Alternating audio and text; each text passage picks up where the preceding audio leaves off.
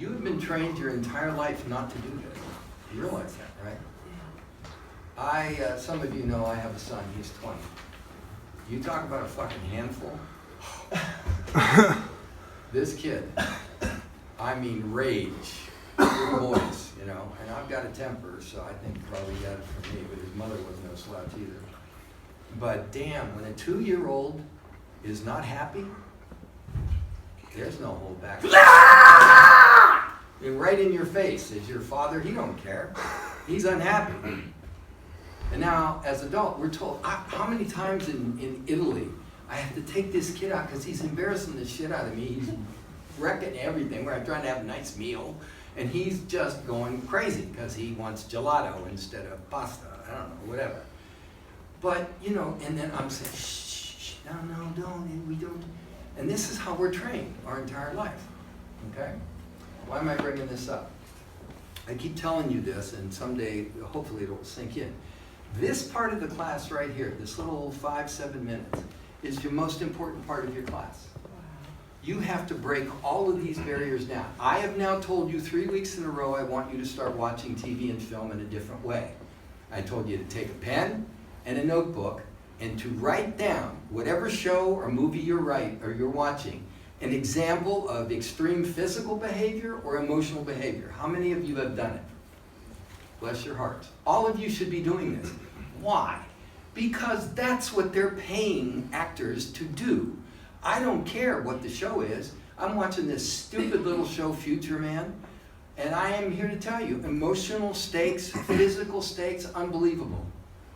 I'm starting to watch a series called Dead to Me. How many of you have seen this?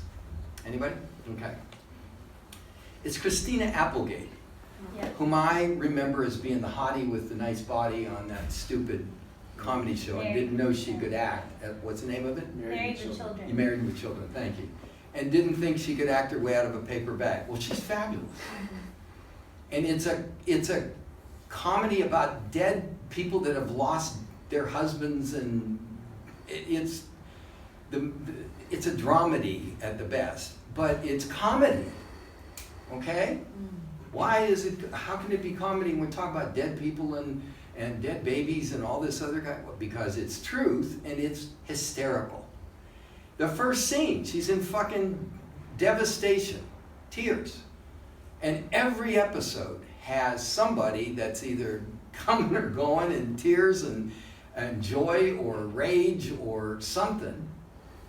And the reason I'm bringing this up is if you can't do that, you're going to be guy number 2 or girl reporter number 2. If that's the career you want, you're wasting your money and your time here. I'm not in it to teach you that. I want you to have the good roles.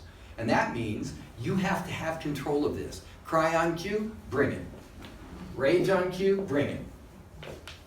Physicality, what do you want me to do? You got to be willing and you got to be able. So this is about breaking down those outside barriers that say you can't do it. You start doing this on the street, shit will happen, okay? It's not normal, okay? But we're not normal. We're playing human beings under extreme circumstances. In most cases, all the characters we're dealing with at some point are in crisis, whether it's a comedy or not. Comedy is not telling jokes. The comedy that we're trying to do as actors comes from truth. We have to believe you're devastated, then we'll laugh. Wait, what? I'm not kidding. And I'll bring examples of it. I want you to start watching TV and film with a different mindset. You kind of almost have to be a little director. That's another thing, is when you come to class, 97% of the class, you're sitting there watching. If you're not writing stuff down and learning, you're wasting your time. Learn how to be a director. If you see somebody that's doing something and it's not true, why isn't it true? If you can't tell why it's true, you got something to learn. If you can't tell why it's not true, you got something to learn. How would you fix it? What would you do differently? What's missing? You start to ask yourself these questions, it's going to make you a better actor. Okay? I want you to be the best that you can be. That's pretty much all I got to say about that. We have some changes that we're making to the website. We're getting some casting directors who are making testimonials. Sean Cosi has just graciously submitted a really nice one. He's never done a testimonial for another teacher in this town, and he's been asked. And very proud and humbled by the fact that I've known him a long time when he was an associate, as I said, of Stuart Aikens. And we're making some changes to the program. We're going to bring former student Blaine's coming in. We're going to do some filming here. Just brief little snippets, nothing that's going to embarrass anybody, and we'll make sure that you sign off on it if you happen to be in it, that we're going to put up on the website to promote it and get our message out. Next week is the audition class. If you don't have an audition that you've already done that you want to bring in, contact Alberta. She'll get one for you. The best thing you can do is bring in an audition that you've already done, that you thought you either did really, really well on or really, really bad on, and you bring it in here, you'll find out how you did. Guarantee it. I used to have a class that actually built the foundation, which is the name of this course. It's called Own Your Audition. And it's a different skill, and it's something you need to know, so it's a fun class too. Those of you that have been in it, it's great. And I got to tell you, why 3 takes? Why each one the director's coming to say, why? It's what I'm talking about. If you stay here long enough, you're going to start to see a thread. I say the same things every week. We talk about the same things, but a little bit of this clicks in this week and clicks in over here. I can see each one of you. You said, why does it get easier? It does, because you give yourself permission. It's in there. It's in all of us. We're all human. We're all the same.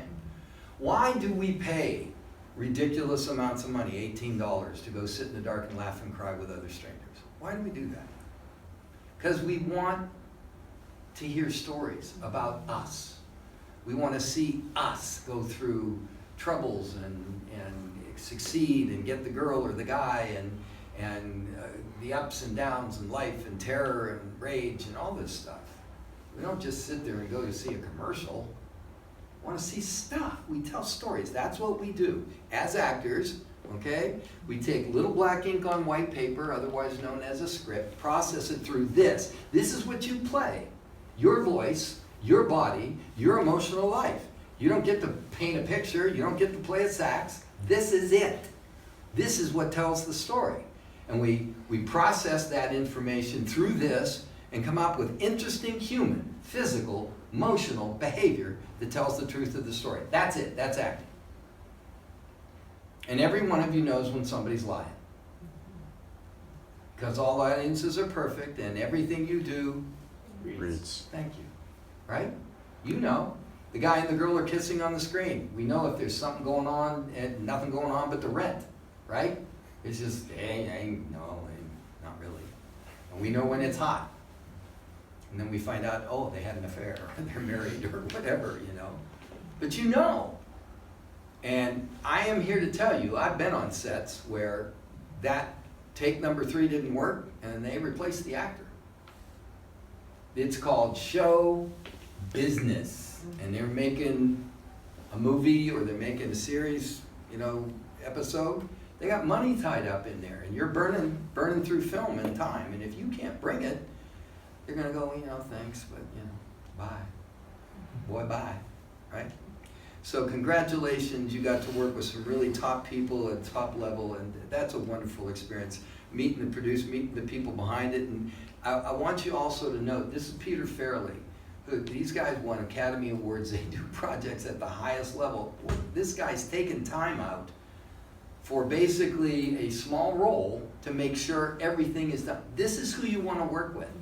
You want to work with the big people who take the time to make every little bit of their project wonderful. Yeah? Isn't that who you want to work with? That's who I want to work with, right?